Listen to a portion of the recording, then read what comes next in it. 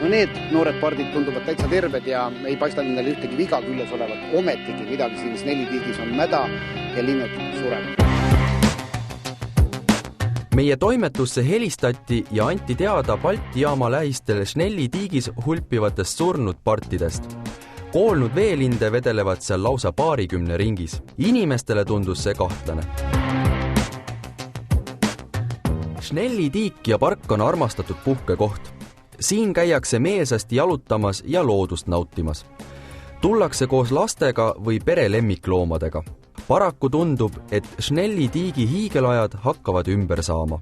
Tiik kasvab vaikselt täis ja ka sinna loobitud prahilademed muudkui kuhjuvad.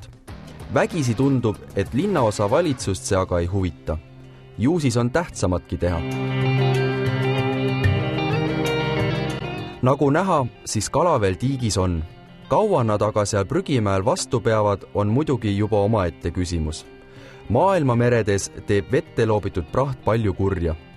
Veelinnud ja elukad söövad seda toidupähe ja aeglane surm on garanteeritud. Eesti linnuhuviliste ühingu inimesed usuvad, et Snelliparkide surma taga pole aga prahi söömine. Ma arvan, kui seal oli vesi roheline, võib olla näiteks üheks põhjuseks mingisugune vetikas. Või siis nad võisid süüa ka hukkunud kalamaime või midagi sellist, mis võis olla lindudele ohtlik. Sest selline loidus ja massiline suremine viitab siiski eelkõige mürgistusele.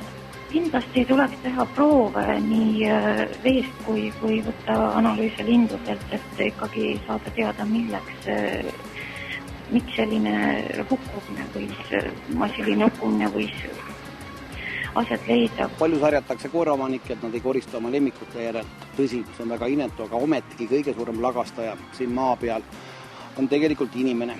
Mis on nüüd nende partide surma põhjuseks, kas prahisöömine või vetikat, tont seda teab, aga ilmselt me ei saagi seda teada, vaevalt, et seda keegi uurima hakkab.